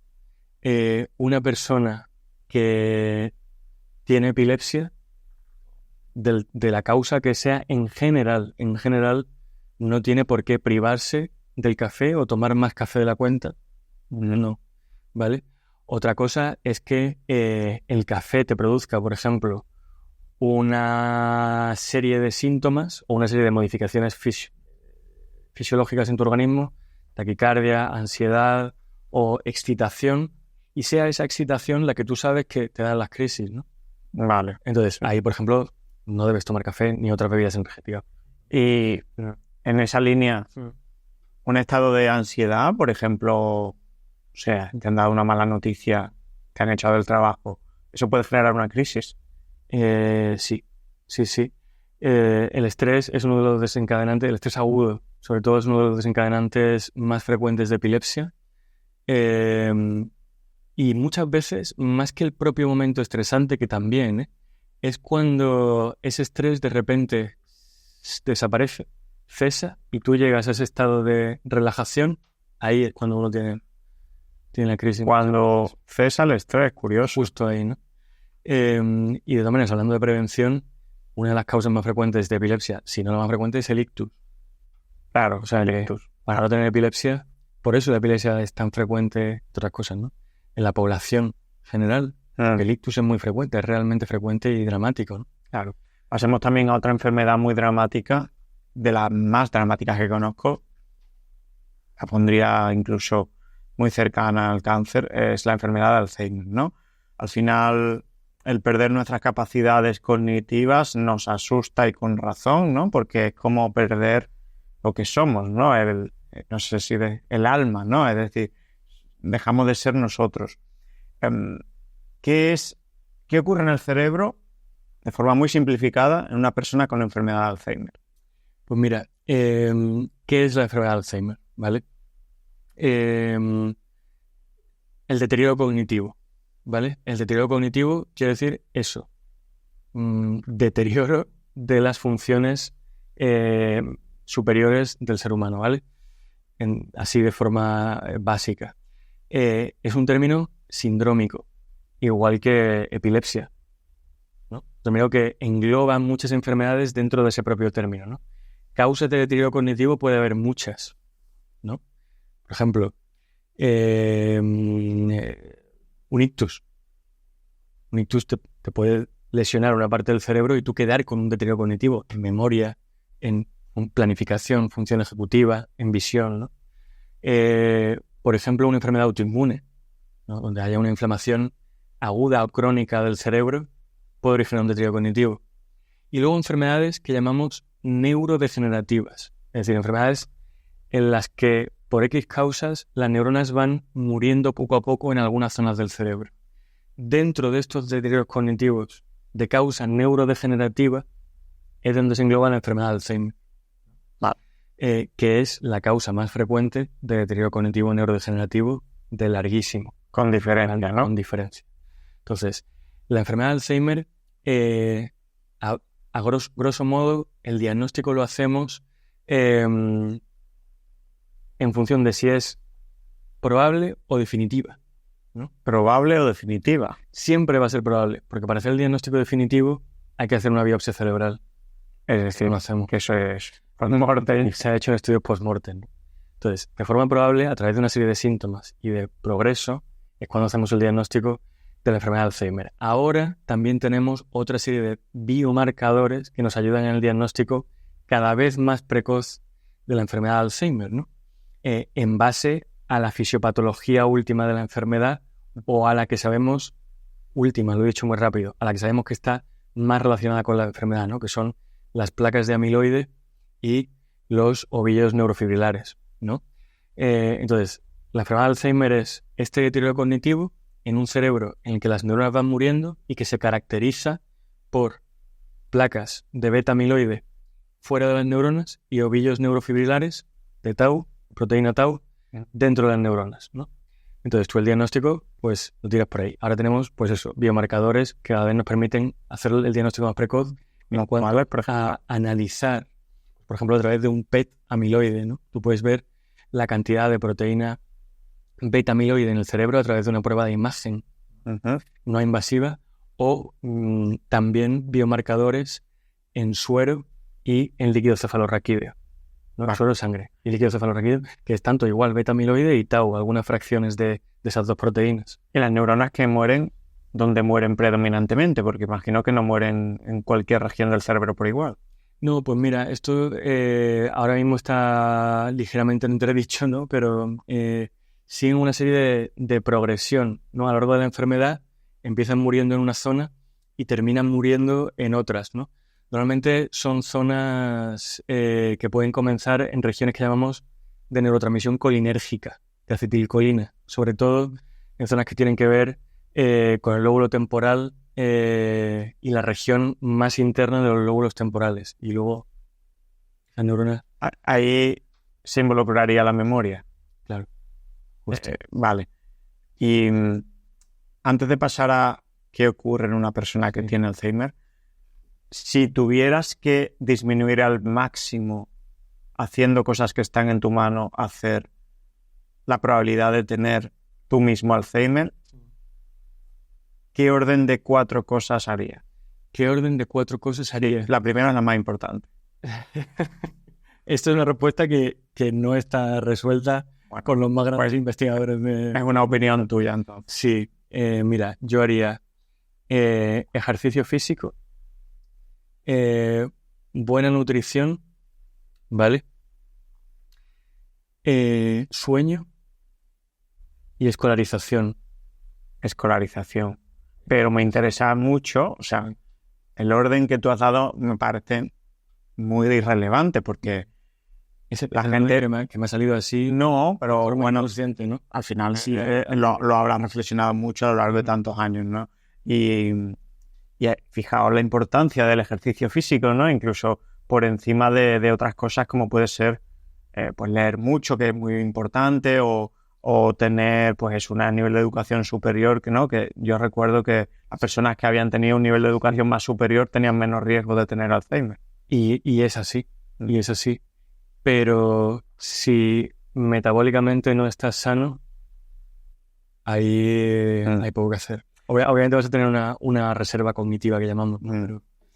Y antes has dicho que toda enfermedad de Alzheimer comienza siendo probable, ¿no? Y que solo puedes establecer el diagnóstico de definitiva hipotéticamente, pues haciendo una biopsia, que no se suele hacer una biopsia de cerebro porque no tenemos el cerebro muy a mano, ¿no? Hay algo que creo que genera mucho desasosiego en las familias, si es mi padre o mi madre tiene Alzheimer, empieza a comportarse de una forma que no identifico como normal, pero tampoco sé si tiene un problema de salud porque es algo esporádico, es ocasional, no se aleja tampoco tantísimo de la normalidad. ¿Qué ocurre en una persona conductualmente que nos pueda hacer sospechar que tenemos este problema? Mira, los síntomas... el Alzheimer tiene una fase que llamamos preclínica de décadas, probablemente más de una década de evolución, en la que la enfermedad se está desarrollando y nosotros no vemos nada desde fuera, ¿no? Cuando empezamos a ver algo desde fuera, la fisiopatología ya está bastante avanzada. Entonces, en ese momento, los síntomas iniciales de una posible enfermedad de Alzheimer, la mayoría de las veces, pues son bastante concretos, ¿no? Y los podemos dividir como en 3 grupos, ¿no? Síntomas neurológicos, síntomas psiquiátricos, siempre somos como hermanos, los psiquiatras y los neurólogos, ¿vale? Y síntomas que no tienen que ver tanto con eso, ¿no? A nivel de los síntomas neurológicos, pues sobre todo la mayoría de las veces empezamos con problemas con la memoria, ¿vale? Sobre todo con la memoria a corto y a medio plazo, ¿no? Se me olvida una cita, se me olvida pagar no sé dónde he dejado tal cosa, no me acuerdo una cosa que hice hace 2 semanas, de forma incipiente, ¿no? Después, a nivel más psiquiátrico, pues sí que puede haber, por ejemplo, un síndrome ansioso, una ansiedad incipiente o un síndrome depresivo. O sea, alguien que normalmente ha tenido un estado de ánimo muy estable a lo largo de su vida y con 79 años empieza con ansiedad y depresión, ¿nos puede hacer pensar en esto? Sí. Obviamente habría que descartarlo. Claro. Sí, ¿no? Sería más frecuente que fuera un síndrome. Sí, ¿no? Pero bueno, claro. si a lo mejor no hay ningún desencadenante ni ningún... ¿no? Claro, sería motivo de consulta, seguro, ¿no? Eso, irritabilidad, esto que saltas a la mínima, ¿no? Con un ánimo muy voluble. Y luego un patrón de cambio del sueño, ¿no? De repente un insomnio importante, con sueño fragmentado, con dificultad para la conciliación. O todo eso se junta en una persona que hace meses o un año estaba pues sin ningún problema aparente, hombre, eso es un motivo de consulta. ¿Y la desorientación? También, justo, no lo he dicho. La desorientación en tiempo y en el espacio, ¿no? El de repente, pues eso, que te bailen las fechas y que tú no puedas organizarte, ¿no? También las funciones ejecutivas, la planificación, ¿no? O que tú estés en un entorno familiar que para ti es familiar y ya esa persona no se maneja tan bien en entornos tanto familiares como no familiares, sobre todo los no familiares al principio, ¿no? Pues que tengan que ir a un lugar que no han ido mucho en la ciudad y al ir o volver, pues hay algún problema, se pierdan. Eso también puede tener... Y el tema que casi más nos asusta, que es la capacidad de reconocer a tus iguales, a tu familia, a tus amigos, ¿eso es algo que ocurre ya al final de la enfermedad? ¿Es más avanzado? Pues fíjate que la mayoría de las veces, desde luego, no ocurre al principio, ¿no? Ocurre en fases ya más avanzadas y sobre todo fases, pues eso, más tirando a las fases casi finales de la enfermedad, ¿no? Vale. Y el sueño me llama la atención porque es causa y consecuencia, ¿no? Es decir, el dormir poco también no puede ser muy bueno para las neuronas, ¿no? El dormir poco es nefasto. Nefasto. Tú imagínate, un tercio del tiempo no lo pasamos durmiendo, por algo será, ¿no? O deberíamos pasárnoslo durmiendo. Mira, es factor de riesgo para casi cualquier enfermedad neurológica. Y psiquiátrica, ¿no? Y psiquiátrica todavía más. Y tienen pues que ver con muchísimas cosas. Durante el sueño ocurren muchos procesos de la fisiología cerebral, de reparación de daño a todos los niveles, que son fundamentales. Luego últimamente también, ¿no? El sistema linfático, ¿no? ¿Linfático has dicho? Claro. De glía y linfático. Claro, de glía y linfático. Tiene mucho que ver con el sueño, con la depuración de tóxicos que se han generado en la vigilia, ¿no? largo de si duermes poco, durante ese periodo no se van a estar produciendo esa depuración, ¿no? Sí. ¿Y estamos cerca o lejos de tener alguna herramienta terapéutica realmente útil en Alzheimer? Porque me da la sensación de que lo que hay actualmente, cuando ya la enfermedad está instaurada, pues al final no sirve tampoco de mucho, ¿no? Pues mira, de momento habría 4 más un fármacos disponible para la enfermedad de Alzheimer. Voy a matizar, ¿vale? Cuando tú vas a tratar una enfermedad, el éxito que tú vayas a tener en ella muchas veces depende de cuánto conozcas su fisiopatología, es decir, por qué y cómo se produce, ¿no? Entonces, nosotros realmente no conocemos bien la fisiopatología de la enfermedad de Alzheimer, ¿no? La hipótesis central de los últimos 30 o 40 años ha sido la hipótesis del beta-amiloide, ¿no? Del acúmulo de proteína beta-amiloide fuera de las neuronas. Pero no deja de ser una hipótesis. Claro, eso pues hay millones de estudios, ¿no? Algunos apoyándolas más, algunos apoyándolas menos, ¿no? Y es esa acumulación de proteínas fuera de las neuronas la que contribuiría en mayor medida a la muerte neuronal, paulatina y tal, ¿no? Por tanto, los últimos intentos terapéuticos han ido a fármacos que limpien ese amiloide, esa beta-amiloide del cerebro, ¿vale? En ese punto estamos, ¿no? Entonces, ¿qué herramientas terapéuticas tenemos ahora? Tenemos 4 fármacos que tienen muchísimos años, que sobre todo, si tienen alguna utilidad, que normalmente es modesta, ¿no? Es en fases iniciales de la enfermedad o en fases de deterioro cognitivo leve, ¿vale? Además tienen muchos años esos fármacos, ¿no?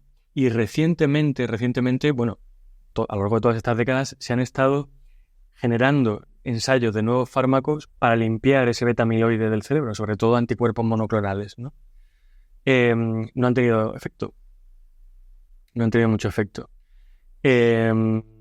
Ahora en Estados Unidos, también en Europa se va a empezar a utilizar, en Europa también, en Estados Unidos ya lo están poniendo, ¿no? Un fármaco nuevo que se llama lecanemab monoclonal, que es otro anticuerpo monoclonal, que es el primero que ha demostrado un efecto estadísticamente significativo. Como bien sabrás, no es lo mismo que clínicamente significativo, ¿no? Claro. La eficacia en los ensayos es muy modesta, también, muy modesta. Pero habrá que ver cómo se desarrolla en las fases 4, son las fases post-comercialización, ¿no? Cuando empecemos a utilizarlo en vida real, ¿no? Además puede tener efectos secundarios graves, ¿no? Es una grandísima noticia que tengamos este nuevo fármaco disponible, pero, dicho todo lo previo, estamos lejos de una cura para el Alzheimer. Digamos que cada vez estamos más cerca. Pero di tu opinión. ¿Estamos lejos o cerca? Pues mañana no. Vale. Ni la semana que viene, ¿no? Mañana no. Van a tener que pasar unos años, esperemos que sean pocos, y que terminemos de averiguar bien por qué ocurre la enfermedad de Alzheimer, ¿no? Que es una enfermedad, pues claro, si es que al final tú has dado la clave, no se puede curar algo que no se entiende. Y yo creo que esa es la base de muchos problemas en medicina, ¿no? Ojalá me equivoque, ¿eh? Ojalá me equivoque y el mes que viene sí, sería un premio Nobel inmediato, ¿no? No parece, no parece. ¿Y cuál es la edad media de aparición de la enfermedad de Alzheimer? Pues por encima de los 55 o 60 años. En una edad joven. Por encima de 55 o 60 años. ¿Y puede aparecer antes? Puede aparecer antes. Es mucho más raro y es ya cuando hablamos de enfermedades, de enfermedad de Alzheimer de origen genético, mendeliano, directo. Algo que preocupa mucho a la gente es, bueno, ¿la enfermedad de Alzheimer es algo genético o es algo ambiental, es una mezcla? Cuando la enfermedad de Alzheimer es solo genético, también recuerdo el tema del alelo ApoE4, ¿no? ¿Qué quiere decir tener un alelo ApoE4, una copia, 2 copias? Cuéntanos un poco sobre esto. Vale, pues entonces vamos a hacer primero una distinción entre la enfermedad de Alzheimer familiar, claramente familiar, ¿vale? Y la enfermedad de Alzheimer esporádica. Vale. En la enfermedad de Alzheimer familiar, la heredable de forma clara y directa, ¿no? es en torno a un 1% de los casos de enfermedad de Alzheimer, menos de un 1%. O sea, de todas las enfermedades de Alzheimer, un 1%. Menos incluso. Ahí hay una herencia que, por lo que sabemos hasta ahora, tiene que ver con 3 genes, que son la presenilina 1, la presenilina 2 y la proteína precursora de amiloide. Tú sabes que de todos los genes tenemos 2 copias, pues en estos casos, si una de las 2 copias de cada gen está alterada, con una penetrancia alta, ahora mismo no recuerdo si completa o no, pues la enfermedad de Alzheimer se va a desarrollar, ¿no? Con uno. Sí, con una de las 2 copias alteradas del gen, lo que llamamos una herencia autosómica dominante, ¿no? Entonces, esto es lo que sería, a grosso modo, la enfermedad de Alzheimer familiar. Luego tenemos la enfermedad de Alzheimer esporádica, ¿no? La que ocurre cuando ya eres más. Esa ocurre muy pronto. Y ahora el tema de la ApoE4. ¿Qué tiene que ver con esto? Si tiene que ver algo, cuéntanos. Pues mira, el tema de la ApoE4, vamos a movernos a la enfermedad de Alzheimer esporádica, ¿no? Que es la enfermedad de Alzheimer, la que ocurre la mayoría de las veces en gente pues ya con bastantes años, ¿no? Es una enfermedad multifactorial que llamamos. Es decir, que tú tienes una predisposición genética, ¿no? De probablemente cientos o miles de genes, de los cuales conocemos algunos, ¿no? Algunas variantes genéticas que por sí mismas o en solitario no causan ninguna enfermedad, pero cuando coalescen todas juntas, a nivel de cientos o miles, predisponen a esa persona, ¿vale?, para que en función de determinados factores ambientales tengan más riesgo de acabar desarrollando una enfermedad de Alzheimer. Eso es más o menos el modelo actual, ¿no? Entonces, la famosa ApoE4, ¿no? El gen ApoE, el gen de la ApoE, la proteína, ¿vale? Es uno de estos cientos o miles de genes, ¿no? Lo que pasa es que está muy bien estudiado. Vale, ya. Contribuyen, ¿no? Entonces, hay variantes, en función de qué variantes, qué polimorfismos, ¿no? Qué variantes polimórficas, SNV que llamamos, tenga el gen del ApoE, uno puede tener 3 variantes distintas, digámoslo así, de ese gen de la ApoE. ¿Vale? El alelo epsilon 2, el alelo epsilon 3 o el alelo epsilon 4. ¿Vale? Vale. Y del gen tenemos 2 copias. Entonces podemos mezclar esos alelos, ¿no? A lo mejor una persona tiene una copia epsilon 2 y otra epsilon 3. Una persona tiene 2 copias epsilon 2, otra persona tiene 2 copias epsilon 4, ¿no? Entonces lo que sabemos es que de estos genes que de forma poligénica contribuyen a un riesgo en la enfermedad de Alzheimer esporádica, el alelo epsilon 4 del gen de la ApoE es el que de largo más riesgo confiere, ¿vale? Creo recordar que si está en heterocigosis, digámoslo así, que es una sola copia alterada, ¿no? El riesgo es del doble o del triple, y mientras si está en homocigosis, es decir, las 2 copias del gen son epsilon 4, casi por 12, ¿no?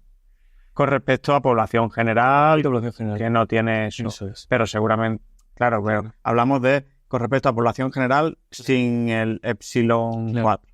Y, por ejemplo, 2 copias de epsilon 2 son protectoras. Qué curioso, 2 copias de ese variante de un mismo gen son protectoras respecto a la otra variante. El riesgo puede ser incluso casi la mitad que de la población general, ¿no? Unos ratios de 0,6, creo recordar, ¿no? Entonces, eso quiere decir que si yo tengo 2 copias de epsilon 4, voy a desarrollar una enfermedad de Alzheimer como la que explicamos al principio de la familiar. No. Claro, que es lo que justo le pasó a Chris Hemsworth, ¿no? Claro. El actor. Claro. Uno tiene más riesgo, pero no significa que lo vayas a desarrollar de forma definitiva, ¿no? Y desde luego, en el momento en el que nos encontramos de conocimiento de la enfermedad y de técnica, yo no andaría por ahí haciendo determinaciones genéticas de epsilon 4 fuera de un contexto de investigación y solo en un contexto clínico.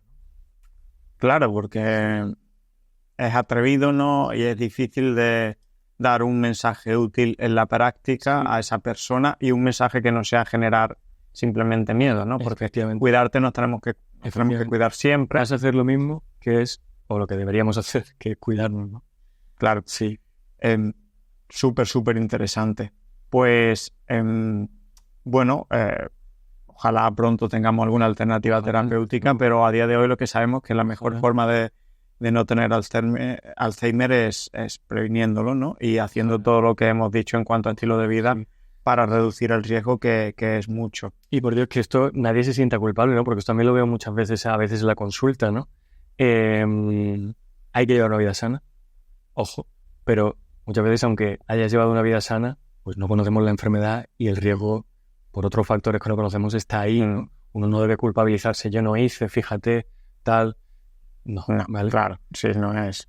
Y la edición genética y todo el tema del CRISPR y todo esto, ¿va a ayudar de alguna forma en enfermedades neurodegenerativas? ¿O puede reducir el riesgo? Por ejemplo, ¿podemos cortar ese APOE4 y que se poner un APOE2 que es protector? Pues mira, la edición, o sea, las terapias génicas, yo creo que va a revolucionar la medicina, ya lo está haciendo, ¿no? Sobre todo en el campo de la oncología, ¿no? Pero en el campo de la neurología, de todas las especialidades médicas, está ahí también top. Terapias génicas es un término muy amplio, muy amplio. Fundamentalmente tenemos 3 tipos, ¿no? Uno que no sería claramente terapia génica y los otros 2 que son los que se consideran terapia génica clara, ¿no? El primero es la modificación de la expresión de los genes, ¿no? O sea, tú tienes el código genético con 20 o 25.000 genes según donde lo mires, ¿vale? Y tú, sin tener alterado ese gen en el DNA, en el ADN, hay métodos para regular cómo se expresa ese gen. Recordemos que el gen da lugar a una proteína, ¿no? ¿Dónde se genera esa proteína? ¿Cuánta proteína se genera? ¿Cuándo se genera esa proteína? ¿En qué momento, no? Eso lo hace el cuerpo ya de forma fisiológica, pero ahora tenemos mecanismos que actúan a ese nivel, ¿no? A ese nivel. En neurología ya tenemos, si no me equivoco, un tratamiento aprobado con ese mecanismo, ¿vale? Que es para la atrofia muscular espinal, ¿vale? Y otro, por ejemplo, en epilepsia tenemos otro ensayo para el síndrome de Dravet, ¿vale? Que va directamente a modificar la expresión del gen alterado, sin tocar el DNA, ¿vale? Por eso digo que esa técnica, a pesar de que se engloba dentro del paraguas de la terapia génica, no es tan terapia génica, ya, ¿vale? Y luego está la terapia génica en sí, ¿no? La clásica, que es, pues, incluir material genético. A mí me falta un gen, yo ese gen te lo incluyo en el genoma. Y normalmente eso se trata de hacer con virus, ¿no? Los virus son microorganismos cuya principal manera de replicarse y de producir enfermedad o no producir enfermedad es integrando su material genético en el del huésped, ¿no?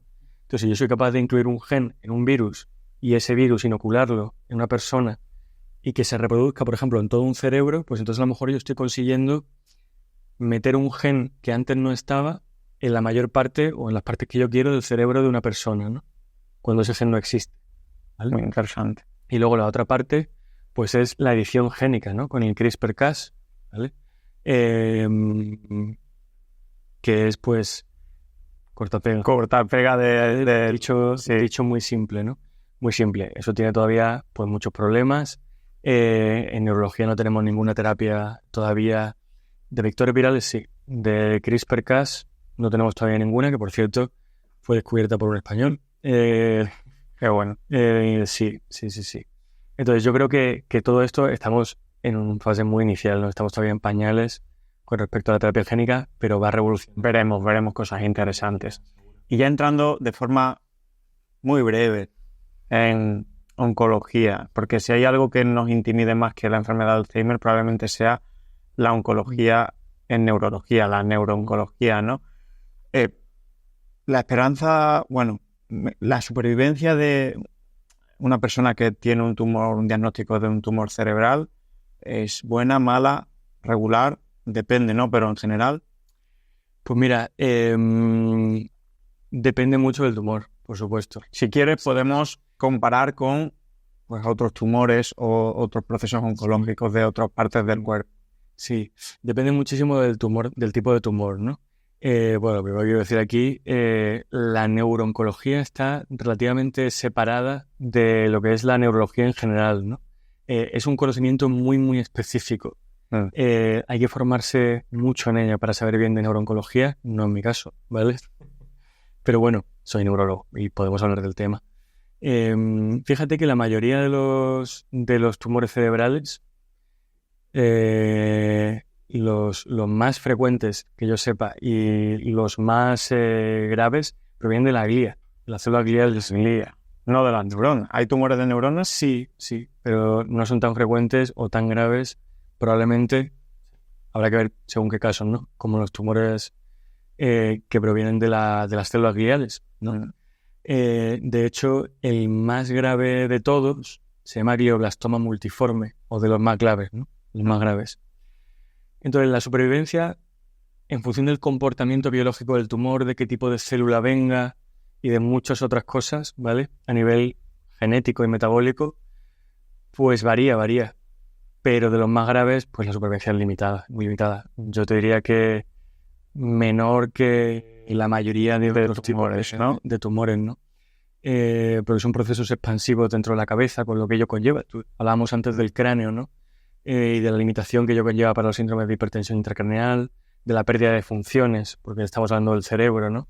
De la pérdida de funciones fisiológicas, ¿no? Que al final pues contribuyen a una aceleración muy rápida del progreso. Entonces, en general es así, ¿no? Yo creo. ¿Qué pasa? Pues pasa que la manera que tenemos hoy día de entender los tumores cerebrales ha cambiado totalmente en la última década, totalmente. Antes los tumores cerebrales los clasificábamos casi exclusivamente en función de los síntomas, las características radiológicas en la imagen médica, ¿no? La resonancia magnética, y las características al microscopio. Hoy la clasificación ha cambiado completamente, porque claro, las clasificaciones sirven para estimar los riesgos y los tratamientos, ¿no? Hoy sabemos que es mucho mejor y mucho más útil clasificarlos en función de la genética del propio tumor, ¿no? Porque al final gran parte de la causa de esos tumores y de la fisiopatología de esos tumores son alteraciones genéticas somáticas que llamamos que ocurren solo en ese lugar del cerebro y no en el resto del cuerpo, ¿no? Esa alteración genética. Entonces lo clasificamos en función de su genética, en función de qué proteínas estén alteradas, en función de qué metabolitos estén, de qué vías metabólicas estén haciendo una disrupción, ¿no? Y todo eso es así gracias a la investigación que se ha hecho. Tenemos unos pronósticos y unos tratamientos, sobre todo unos tratamientos mucho más finos. Los tratamientos en oncología han cambiado y siguen cambiando. Yo creo que estarán a la vanguardia de las especialidades médicas y quirúrgicas a nivel de medicina de precisión, ¿no? Porque conocemos cada vez más, porque hay mucha investigación del tumor. La genética del tumor y la investigación. Claro, yo quería preguntarte porque, claro, depende de dónde aparezca el tumor, pues la sintomatología va a ser diferente, pero yo recuerdo un cuadro sindrómico que nos explicaba en medicina, que era el de la desfrontalización. ¿Nos lo puedes explicar y poner un ejemplo de un comportamiento así? Sí, pues mira, o sea, las manifestaciones que te va a dar el tumor en general van a depender de la localización en la que se encuentre dentro del cerebro, ¿no? Por ejemplo, si el tumor afecta o está muy cerca de la zona que controla el lado izquierdo del cerebro, pues tendrás una alteración de la zona que controla el movimiento del lado izquierdo del cerebro, del cuerpo, pues tendrás una alteración del movimiento ahí, ¿no?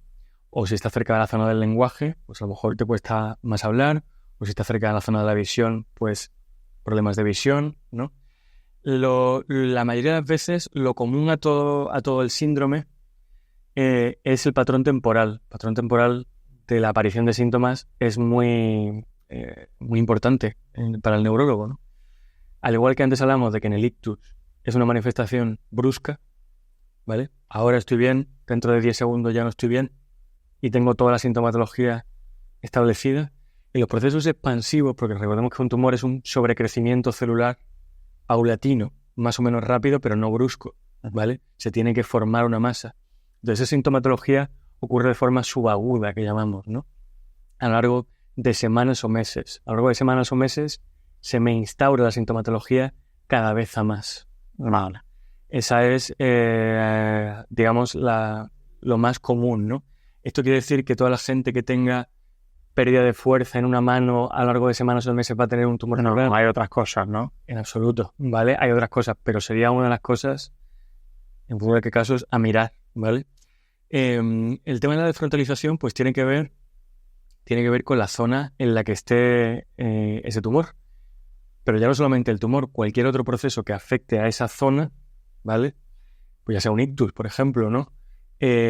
O crisis epilépticas, o una infección del cerebro, un absceso cerebral, tal, te puede provocar esa sintomatología. Y ese lugar, pues son los lóbulos frontales, ¿vale?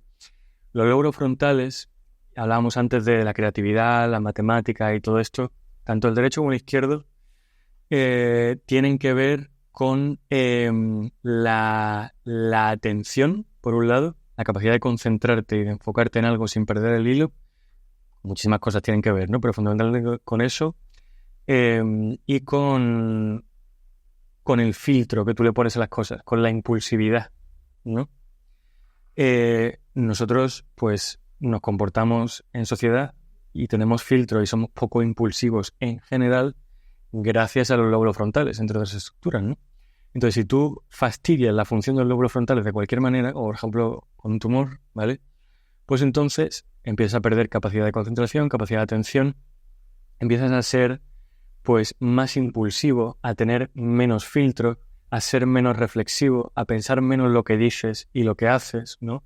Y eso se puede llegar a notar mucho en una persona que tú conoces a priori, ¿no? Claro. O sea, que toda su vida se ha comportado bien, de repente empieza a espetarte cosas, ¿no? A lo largo de unos meses, o empieza a hacer cosas que no hay mucha planificación por detrás, por ejemplo, a gastar mucho dinero de repente, a hacer alguna locura pública, ¿no? Todo eso forma parte de la función, lo que llamamos un síndrome disejecutivo. Es lo que característicamente llamamos desfrontalización, que no es un término muy médico, pero es muy elocuente, ¿no? El término. Claro. Sí. Bueno, pues Álvaro, la verdad que es maravillosa tu especialidad, siempre te lo digo, aprendemos mucho siempre que te escuchamos. Yo creo que nuestra audiencia ha aprendido mucho hoy y te damos las gracias porque ya llevamos, parece que no, pero llevamos un buen rato hablando de neurología. Hay que dejar también temas para el futuro que espero que puedas venir muchas veces más, sabes que está en tu casa. Y también doy las gracias a la audiencia. Este es el episodio 36. Son ya 36 los episodios desde que el pasado junio del año pasado, pues comenzamos con Mejor que Ayer, ¿no? Este podcast de salud integral realmente, donde traemos no solo especialistas de la medicina, sino también pues de otras áreas de la salud, porque la salud es muy amplia y hay que integrarla, ¿no? Hay que integrar las diferentes partes de la salud. Así que nada, os agradezco también el ratito que echáis, ya sea en formato audio, en formato vídeo, en los dos. Ya escuchéis 15 minutos de un podcast, escuchéis el podcast entero, os lo agradezco un montón porque es lo que permite que el proyecto siga adelante. Y nada, nos vemos en el siguiente episodio. Recordad que tenéis pues todos los episodios disponibles en YouTube y las plataformas de audio principales. Y que Álvaro, que gracias y que aquí puedes venir cuando quieras. Muchísimas gracias a ti, Borja. Para mí, yo estoy encantado. Es un honor para mí estar aquí contigo y compartir este ratito. Me sumo al agradecimiento a la audiencia y enhorabuena por la plataforma y por el canal, ¿no? Yo creo que tanto en el canal principal antiguo como ahora en el podcast y tal, la labor que haces y que hacéis, ¿no? Porque todo es una retroalimentación continua, es maravillosa y fundamental. Eso es. Pues un fuerte abrazo a todos, nos vemos en el siguiente episodio y a seguir empoderando.